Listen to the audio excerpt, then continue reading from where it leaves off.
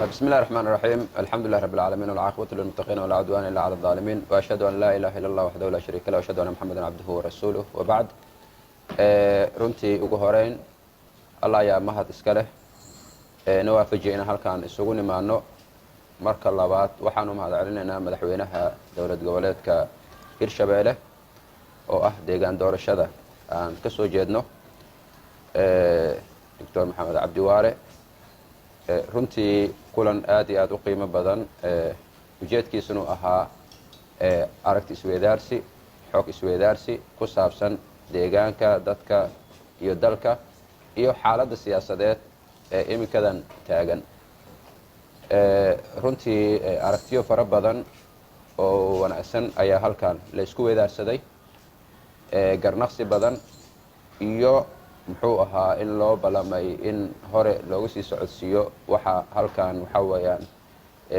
gogasha halkan looga dooday in hore loo sii socodsiiyo aragtiyahana la hormariyo ayuu horta ujeedku ahaa waxa ugu muhiimsanaana waxa weeyaan dowlad goboleedka Hirshabeelle waxay kaga duwan tahay laba xaaladood marna waxay qayb ka tahay dowladda federaalka Soomaaliya oo federal member stateska ayay qayb ka tahay oo doorashada dalka ku soo wajahan ayay qayb muhiim ah ka tahay marna iyada doorasho ku soo wajahan oo muxuu ahaa dowlad goboleedka marka laba culeysba waa ay jireen waxaan ugu mahad celinayaa madaxweynaha runtii inuu xildhibaanada labada aqal ee federaalka ay halkan joogay inuu waxa weeyaan ku soo dhaweeyay kaalintoodiina waxa way ka siiyay inay Hirshabeelle doorkoodii kaalintoodii qaataan Hirshabeelle ka qurux badan Hirshabeellada haddana ay qayb libaax leh ka qaataan kana mid noqdaan dadka waxa weeyaan hormuudka ka ah taas runtii kalsoonidaas waa kaga mahad celinaynaa midda labaadna waxay ahayd arinta ku saabsan heshiiskii siyaasadeed ama political agreements ee federal member stateska iyo madaxweynaha jamhuuriyadda federaalka Soomaaliya ama dowladda federaalka oo madaxweynuhu matalayay ay gaareen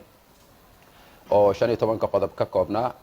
kuna saabsaneed doorashada dalka ka dhaceysay midda labada aqal iyo tan madaxweynaha iyo guddoonka labada aqalba runtii markastaba xikmadu inay shaqeyso waa wax weyn dalkana markastaba laga fogeeyo xaalad cakiran iyo xaalad deganaan la'aan inuu galana waa wax muhiim ah waxa kaliya waxa la yiraahdaa cibaadada hadda waxa kaliya ka hara waa salaada dowladnimada Soomaaliya waxa kaliya hadda ka jirana waa xilkaasi ushaasi in la isu dhiibo si nabadgelyo in la isugu dhiibo oo taasoo asalkeeduna yahay doorasho 4 sano kastaba waxa weeye in la qabto sida xikmadda leh ay waxa weeyaan ay u dhaqmeen iyo aragtida ay ka qaateen horta waa soo dhaweynaynaa ka xildhibaan ahaan annaga markastaba waxaan nahay sharci dejiyaal oo hadda qayb kamaanan ahayn heshiiskaas isaga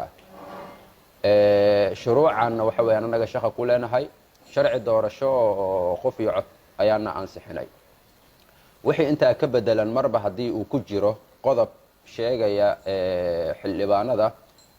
hala siiyo kaalintooda oo heshiiskaasi bal aragtidooda ka dhiibtaano ay arintu tahay runtii waxay la tahay in institutionkii jiray markaasi waxa weeyaan la ixtiraamay waxay noqonaysaa marka ugu horeeya sharci haduu jiro waxa bedelayna sharci kale ama heshiis siyaasadeed kale uu yahayna waxa weeyaan sharcigaas horta marka hore la laalo oo bendin la geliyo ama la laalo kadib waxa kale lagu heshiiyo marka laga wada hadlo marka sharci dejintu horta macnaheedu waxa weeye waa saas laakiin labadaba la isku moodi karo in sharcina halkan uu ka jiro halkan political agreement ku jiro labadiina ay laba dhinac kale taageen oo extreme ah marka in la iswaafajiyo waa mas'uuliyad waxa weeyaan runtii waxa weeyaan noo taalo garta hadeertaan waxay dhaxtaalaa golaha shacabka ama labada aqal baarlamaanka guud ahaan ayay dhaxtaalaa insha Allah aragtiyaha la soo jeediyeen waxa ay kala duwanayeen laakiin waxaan rajaynaynaa meel umada u wada roon oo danta iyo dalka iyo diintaba lagu ilaalinayo la jeclo oo dalkan aan ka lehnaanay in tusaysa inay aragtideena inagu hagto ayaa rajaynayaa aad iyo aad ayaan waxa kaga mahad celinaa dhamaan